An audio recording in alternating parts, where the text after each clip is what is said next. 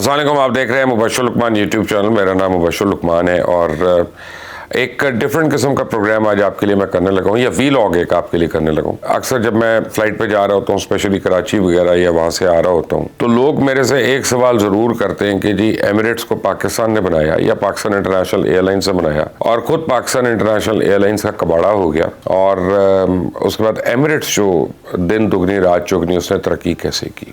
तो मैं अपनी हैसियत के मुताबिक, अपनी अकल के मुताबिक मैं लोगों को एक्सप्लेन करता हूँ। लेकिन बात यह है कि अब मेरा ख्याल है कि उनके PIA की निचकारी का वक्त जैसे जैसे करीब आ रहा है, तो अजीब अजीब किस्म के लॉजिक मैं देख रहा हूँ लोग दे रहे हैं व्हाट्सएप ग्रुप्स वगैरह में भी कि ये हो गया, यूँ कर लें तो एयरलाइन ठीक हो जाएगी, और ये हो जाएगा तो PIA दोबारा से प्रॉफिटेबल हो सकती है। कोई एयरलाइन का पायलट आता है वो कह देता है, कोई पुराना एम्प्लॉई आता है वो अपना पॉडकास्ट किसी के साथ कर रहा होता है और कह देता है कि जी ये तो एयरलाइन को आप 6 महीने में खड़ा कर सकते हैं, इसका तो एथनिक पैसेंजर इतना है, इसमें तो कमी कोई नहीं है, सिर्फ कमी है तो ये है कि आप PIA पे एतबार नहीं कर रहे। तो देखिए बड़ी अच्छी बातें हैं, लेकिन ये काबिल अमल नहीं है। और दूसरी तरफ एमिरेट्स है, एमिरेट्स का जो कोड साइन है वो एमिरेट्स यानी EK, अगर आप एमिरेट्स पे ट्रैवल करते हैं उसका कोड साइन आएगा EK, और EK इसलिए है कि उसका पहली जो फ्लाइट थी एमिरेट्स की वो दुबई से कराची आई थी, तो उसका जो कोड साइन अलॉट हुआ था वो था एमिरेट्स टू कराची। तो एमिरेट्स ने आज तक उस साइन को रिमूव नहीं किया और वो उनका वही है, EK है, यानी एमिरेट्स टू कराची। दुनिया में जहाँ मर्जी और ट्रैवल करे उसका साइन यही है। और पहले 2 जहाज जो थे एमिरेट्स ने PIA से लिए थे, और PIA के जहाज़ों की टेल भी नहीं रीपेंट की थी। उन्होंने क्या किया था कि PIA की जो टेल थी उसके ऊपर एमिरेट्स का झंडा लगा देते थे और एमिरेट्स कह के उसको उड़ा रहे होते थे। PIA के क्रू ने उनको फैसिलिटेट वगैरह किया, उनको ट्रेन किया, सब कुछ किया, और उसके बाद आज आप देखें एमिरेट्स कहाँ पे है और PIA कहाँ पे है। लेकिन अगर इन ऑल फेयरनेस अगर आप एमिरेट्स और PIA का मुकाबला कर रहे हैं तो फिर एमिरेट्स का दुनिया की किसी एयरलाइन से मुकाबला करें। वर्जिन अटलांटिक जो प्रोबेबली सबसे अच्छी एयरलाइन थी in terms of service and luxury and all that, शायद अभी भी कई लोगों को पसंद है, तो उनके मुकाबले में आप देखें एमिरेट्स कैसे ऊपर आ गई। उसकी 2-3 डिफरेंट वजूहात हैं और PIA की और वजूहात हैं। तो जस्ट बिकॉज के दोनों एयरलाइंस हैं, एक की सक्सेस का रीज़न और एक के फेलियर का रीज़न जो है वो कॉमन नहीं है, लेकिन एक आधी चीज़ तो ओवरलैपिंग होगी, लेकिन ओवरऑल डिफरेंट है। मसलन एमिरेट्स को सबसे बड़ा फ़ायदा यह है कि वहाँ पे यूनियन बाजी नहीं है, हड़ताल नहीं हो सकती है वहाँ पे। यानी पायलट्स नहीं कह सकते, पेल्पा नहीं कह सकता कि जी हम गो स्लो करें, हम ये करें, सबको उठा के फेंक देंगे बाहर।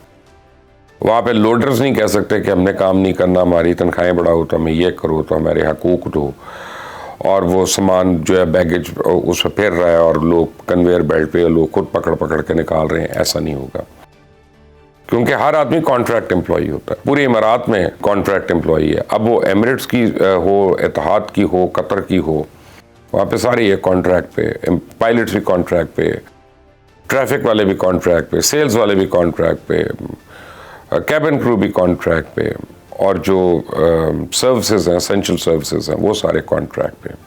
तो ये मसले नहीं हो सकते। लेकिन सबसे बड़ी चीज़ जो है ना, जो आपको समझने की ज़रूरत है, एमिरेट्स ने 2 काम किए जो PIA ने शुरू तो किया था एयर मार्शल नूर खान के ज़माने में, जब PIA का ग्लोरियस टाइम था और वो अपने पीक पे थी। एमिरेट्स ने, इत्तेहाद ने, कतर ने और इवन अब टर्किश एयरलाइन ने उसको डिटो फॉलो कर रहे हैं। हमने उसके बरक्स ये लोगों के शौक ऐसे हैं कि जी डायरेक्ट फ़्लाइट हो जाए, लाहौर टू लंदन डायरेक्ट हो जाए, लाहौर टू मैनचेस्टर डायरेक्ट हो, लाहौर टू ग्लासगो डायरेक्ट हो। ये जो फ़्लाइट्स हैं इन्होंने PIA का बेड़ा गर्क करके रख दिया। अब वो किस तरह से किया मैं आपको बताता हूँ। आप समझ रहे होंगे कि ये तो बड़ी कन्वीनियंट फ़्लाइट्स हैं, तो ये कैसे कबाड़ा हो गया, तो मैं आपको बताता हूँ। लेकिन एक बात याद रखिएगा कि जो एयरलाइन बिजनेस है ना, ये हाईली कॉस्ट इंटेंसिव बिजनेस है, बहुत ज़्यादा इस पे इन्वेस्टमेंट होती है, और इसका जो रिटर्न है, ROI जो है, रिटर्न ऑन इन्वेस्टमेंट, वो मैक्सिमम बहुत ज़्यादा अगर आप एफिशिएंट चलाएंगे, सस्ती एयरलाइन, बजट एयरलाइन चलाएंगे तो वो 4% होगा। लेकिन अगर आप अच्छी एयरलाइन चला रहे होंगे जो लग्जरी या सर्विसेज उस तरह की प्रोवाइड कर रही होगी, जैसे एमिरेट्स है, इत्तेहाद है, तो वो 2.5% से ज़्यादा नहीं होता।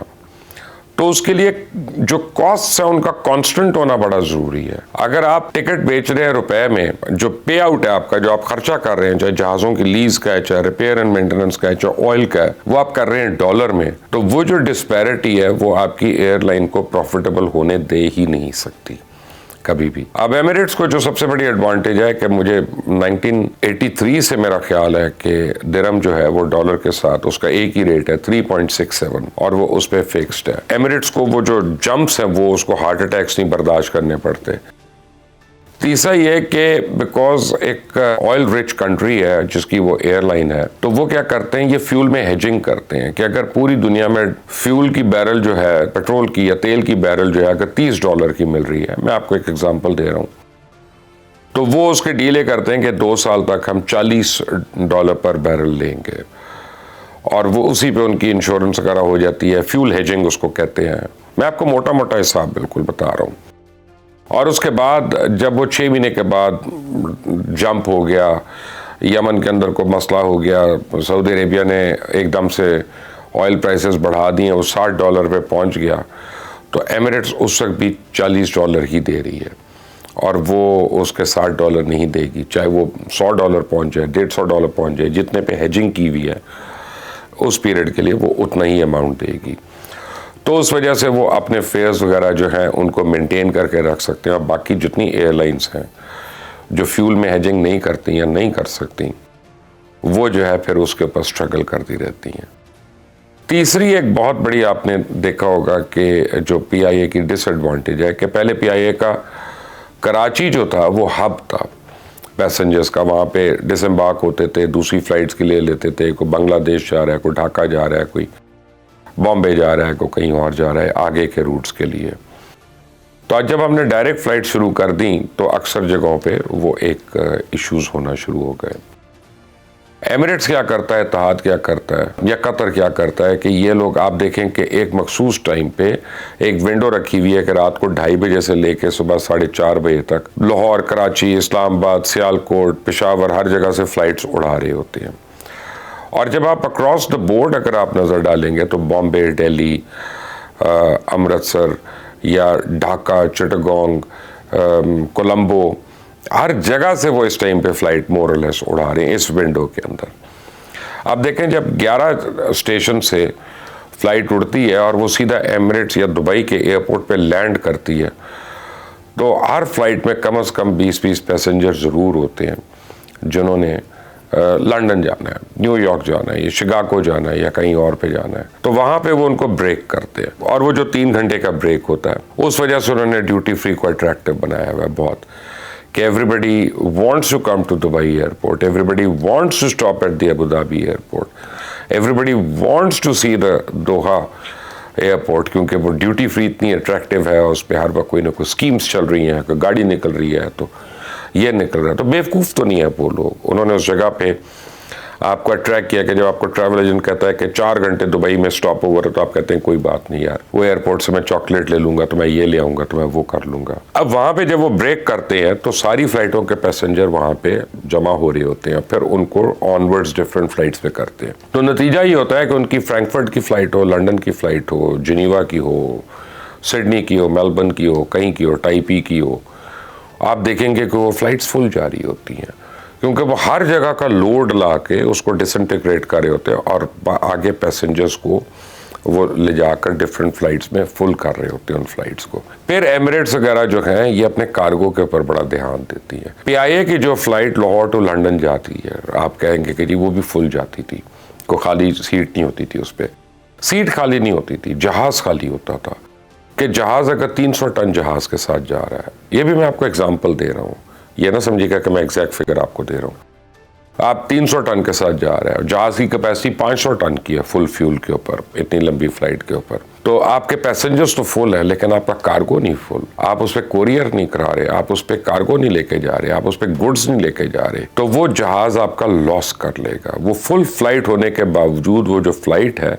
क्योंकि मार्जिन्स बड़े थोड़े हैं, ये मैंने आपको पहले बता दिया था कि एयरलाइन में 4% ज़्यादा मार्जिन हो ही नहीं सकता। आप जो मर्जी कर लें, कलाबाजी खा लें, उल्टी खा लें, सीधी खा लें, इससे ज़्यादा मार्जिन नहीं आपका होना। तो अगर आपने $100 मिलियन खर्च किया है या कमाया है, तो या उसका टर्नओवर हुआ है $100 मिलियन का, तो आपकी कमाई जो है वो $4 मिलियन ही होगी। ये याद रखिएगा। कम हो सकती है, ज़्यादा पॉसिबल नहीं है। तो जब पीआईए की मार्केटिंग जो है, यानी उसके पर तो पिछले 40 साल में ध्यान ही नहीं दिया गया। उनको प्रॉब्लम ही नहीं थी। एथनिक पैसेंजर्स थे सारे, खुद ही लोग जहाज में बैठ जाते थे पीआईए में कि हलाल खाना है, हलाल फूड है, वजू करके नमाज ही पढ़ लेंगे, जो भी उनको कन्वीनियंस है। और एयर होस्टेस है या स्टूवर्ड है, उससे उर्दू में बात कर ली, अंग्रेजी नहीं बोलनी पड़ती। बड़ी आजमाइश होती है काफ़ी लोगों की है। तो वो पीआईए प्रेफर करते। तो मार्केटिंग समझती थी कि हमने बड़ा तीर मार लिया। लेकिन मार्केटिंग का तीर उस वक्त समझती कि अगर कम से कम 40% उसमें फॉरेनर्स भी बैठे होते, तब पता चलता कि उन्होंने मार्केट किया और लोगों को खींच के लाए हैं, लोगों को अट्रैक्ट किया कि वो इस एयरलाइन पे ट्रैवल करें या इस पे सफ़र करें। तो वो नहीं हुआ। तो जब वो हब क्रिएट करते हैं, पीआईए ने अपने हब्स ख़त्म कर दिए।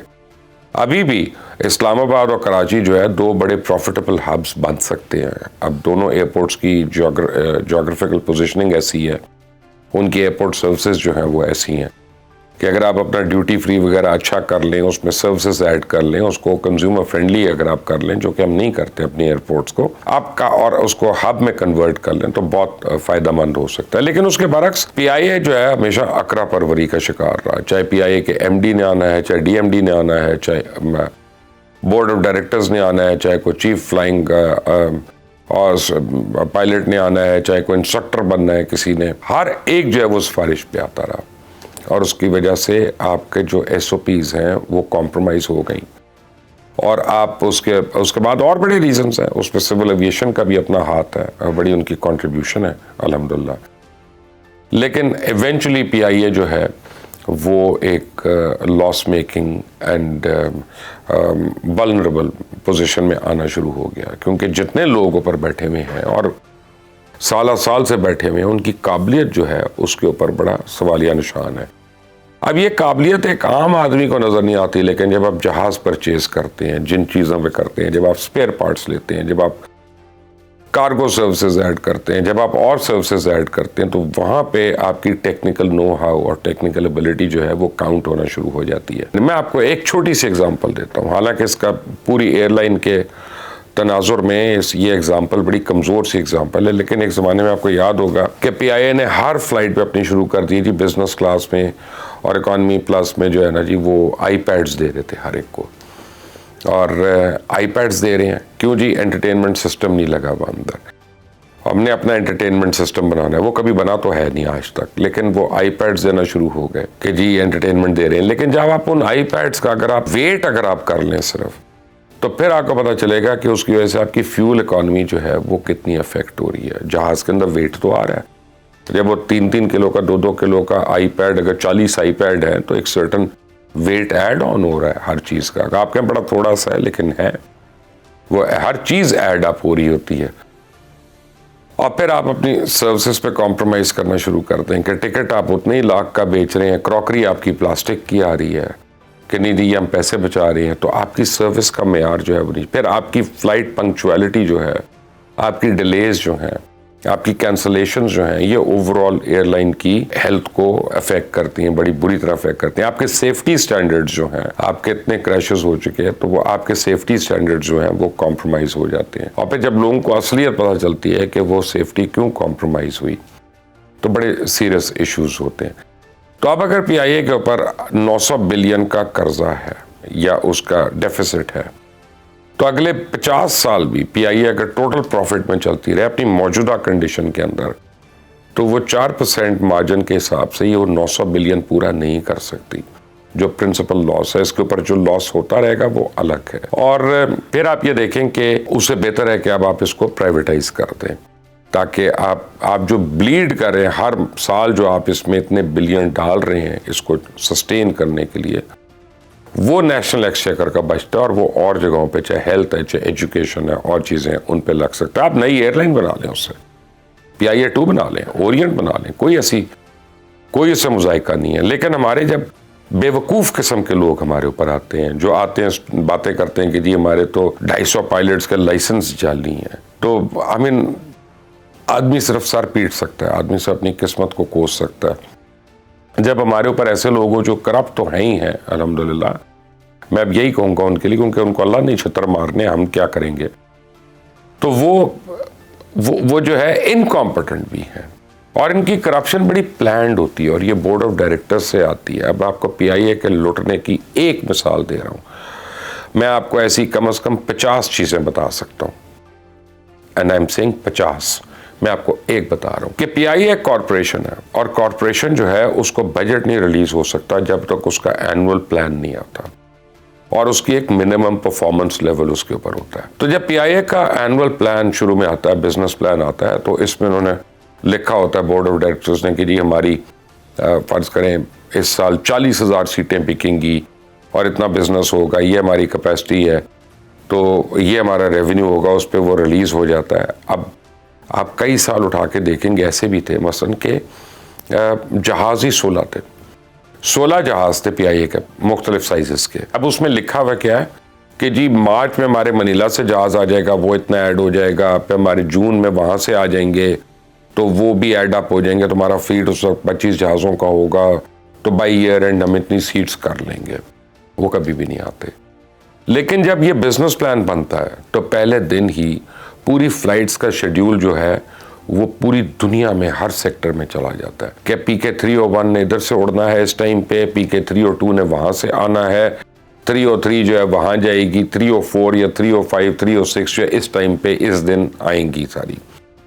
अब ये सारे एम्प्लॉयज़ को, वेंडर्स को, सप्लायर्स को, हर एक को ये चला जाता है और उनके ऑर्डर्स इस तरह प्रोक्योर हो जाते हैं। बोर्ड ऑफ डायरेक्टर्स में और जनरल मैनेजर्स को सबको पता है कि ये तो होना नहीं है, इसमें से तो कम 50 से ज़्यादा फ्लाइट्स तो कैंसिल होनी है, क्योंकि जहाज़ ही नहीं है वो, और वो जहाज़ भी नहीं आने। उनमें से भी 2 जहाज़ कम आएंगे तो उनमें ये जहाज़, ये 2 रिटायर हो जाएंगे, इसका इंजन ओवरऑल होने चला जाएगा। वो नहीं लिखा हुआ कि ये फिर 6 हफ्ते के लिए ये वाला जहाज़ आउट होगा, भले वो आ भी जाए। तो आपकी नंबर ऑफ सीट्स और 40-50 हज़ार जो आपने लिखी हुई है वो होंगी नहीं, वो रहेंगी 18,000। तो अब सारे वेंडर्स को अंदर खाते अब आप बता रहे हैं, अच्छा तुमने खाना देना है ना हमारा, तो 80 फ्लाइटें कैंसिल होनी है बीच में, इस दिन इनका ना देना, रेंट कार देनी है इतनों का ना देना, होटल देनी है इतनों का ना देना, वो कैंसिल कर दो। अब ये इनफॉर्मल बात हो रही है, यानी ये मैं अब आपको प्रूफ नहीं कर सकता क्योंकि कागजों पे नहीं होती ये बात। अब उसके बाद क्या होना है कि वो फ्लाइट तो कैंसिल हो रही हैं, सबको पता है, टेक्निकल रीज़न जी जद्दा से नहीं आया जी, फलां जगह नहीं हुआ, बिल्स उनके पूरे आ रहे हैं, वो जितने वेंडर्स हैं उनके सारों के बिल्स आ रहे हैं और उनको आपने 20, 25, 30% दे दिया एक खाली बिल इशू करने का, और ऊपर बैठ के बाकी सारे जो है खा रहे हैं। तो जब मैं बात करता था कि पीआईए को प्राइवेटाइज नहीं होना चाहिए, तो मेरा एक फोकल जो थॉट थी वो ये थी कि इस एयरलाइन में जिसने करप्शन की है, जिसने चोरी की है, उसको एक दफ़ा तो पकड़ के फंडे, उसको सबक बनाए कि उसने कैसे बेदर्दी से दुनिया की टॉप एयरलाइन को उसने लूटा और उसने इसके साथ ये खिलवाड़ किया। अब जबकि मैं देख रहा हूं कि हर तरफ ही करप्ट लोग हैं, करप्शन को तो कोई बुरा ही नहीं समझता, करप्शन तो सिर्फ वही बुरी है जब तक मुझे उसका फ़ायदा नहीं है, तो फिर मैं कहता हूँ उसको बेच दो भाई। अब क्यों ब्लीड कर रहे हो? जो ऑनेस्ट टैक्स पेयर्स हैं ही इस मुल्क के, उनका क्यों बेड़ा कर रहे हो? उनके ऊपर तो लोड कम करो और जाएं और फिर बाढ़ में जाएं, जो करते हैं करें। लेकिन ये कहानी है सच की। लोग आपको बड़ी बातें करेंगे कि पीआईए के जो एम्प्लॉयज़ हैं उनका एक्सपेंस जो है, देखें जी हमारे 16,000 एम्प्लॉयज़ हैं पीआईए के या 12,000 एम्प्लॉयज़ हैं, तो उसमें आपको 2 बातें बता दूं। एक तो ये था कि पीआईए के एम्प्लॉयज़ का जो टोटल कॉस्ट है एयरलाइन की बिजनेस शीट के अंदर, वो 18-18.5% है। यानी कि पीआईए 100 रुपया कमाता है तो उसमें 18 या 18.5 रुपया जो है वो एम्प्लॉयज़ की तनख्वाहें और मद में और इन चीज़ों में जाता है।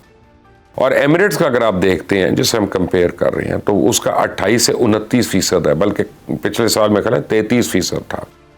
तो ये तो फिर लॉजिकल बात नहीं है। फिर यहाँ पे क्या प्रॉब्लम हो रही है? और पीआईए के एम्प्लॉयज़ क्यों इतने ज़्यादा हैं? एक तो पॉलिटिकल रीजंस है, जिसका दिल किया, किसी लड़की पे दिल आया वह उतनी एयर होस्टेस ने भर्ती करवा दी। ऐसे कई हमारे सियासी दोस्त हैं अल्हम्दुलिल्लाह जिन्होंने करवाई हुई।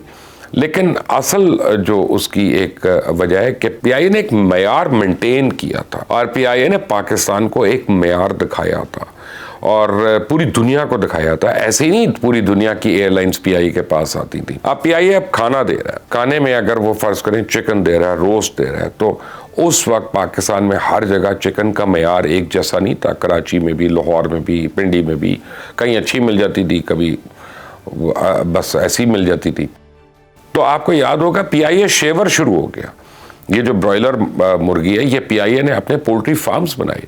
PIA ने उन सारे लोगों को एम्प्लॉय किया उसमें, ताकि PIA के अंदर जो चिकन की सप्लाई है वो बिल्कुल वो एक सर्टन यूनिफॉर्म क्वालिटी की रहे। तो अब वो PIA शेवर के नाम से मशहूर हो गया। वो सारे जो थे वो PIA के एम्प्लॉयज बन गए। अब PIA के जितने एम्प्लॉयज थे उनको हर जगह पे मेडिकल फैसिलिटीज, आज तो आपको नजर आता है ना कि लाहौर में भी प्राइवेट अस्पताल हैं, पिंडी में भी हैं, क्वेटा में भी हैं, कराची में भी हैं। ये जब की बात हो रही है कि जब पाकिस्तान में हॉस्पिटल का नेटवर्क नहीं था, तो PIA ने अपने बोर्ड पे हर जगह पे डॉक्टर्स हायर करना शुरू कर दिए और क्लिनिक्स को ऑन बोर्ड ले लिया और उनको फंड भी किया। तो अब वो सारे के सारे जो है वो PIA के पे रोल पे आ गए, PIA के एम्प्लॉयज बन गए। वो डॉक्टर्स, वो नर्सेज, वो सारा स्टाफ जो है वो एक्चुअली PIA के खाते में पड़ गया। वो एयरलाइन नहीं चला रहे हैं, लेकिन वो एम्प्लॉय हो रहे हैं। इसी तरह और जो सर्विसेज हैं PIA की, ट्रेनिंग इंस्टीट्यूशंस वगैरह हैं सारे, वो सारे का सारा स्टाफ जो है कि अगर कोई एयर होस्टेस को ये सिखा रहा है कि जी तुमने जूड़ा ऐसे बनाना है या मेकअप ऐसे करना है, तो पूरे पाकिस्तान में उस वक्त ना डेपिलेक्स होता था जब ये शुरू हुआ, ना कोई नबीला थी, ना कोई ऐसा काम था। जब PIA ने शुरू किया तो PIA ने हर जगह अपने ब्यूटिशियंस रखे, अपने मेकअप आर्टिस्ट रखे। अब वो सारे के सारे PIA के एम्प्लॉयज होना शुरू हो गए। Over a period of time जो है इसके ऊपर लॉ मेकिंग नहीं हुई, उनको फारिग नहीं किया गया, उनको रिटायर नहीं किया गया, पब्लिक प्राइवेट एंटरप्राइज जो है वो क्रिएट नहीं हुई है, PIA के ऊपर लोड बढ़ता रहा। तो PIA जो विक्टिम है ये 3 चीज़ों की है। एक तो बदतरीन करप्शन, दूसरा बदतरीन इनकॉम्पिटेंस, और तीसरा कि सारों के ज़मीर मरे हुए हैं। ये फ़र्क है एमिरेट्स और PIA का। अगर आपको समझ आता है तो मुझे बताइएगा। अगर आपको टेक्निकल सवाल करना चाहते हैं तो मैं अगले किसी व्लॉग में वो भी कर दूंगा। अल्लाह हाफिज़।